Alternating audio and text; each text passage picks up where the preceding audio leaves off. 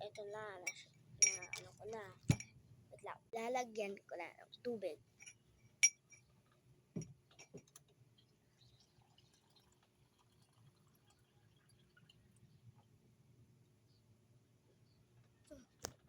So, ayan guys. Hindi ko pa siya mix. Baka alam nyo to eh. Yung hindi pa labas pa. Na powder. Ayan o. Paborito ko yan. Pag may ganyan talaga, okay. Yan. Sa pinakababa, pag may ganyan pong natira. Ang sarap. Pero hindi ko nakakainin. Sayang to.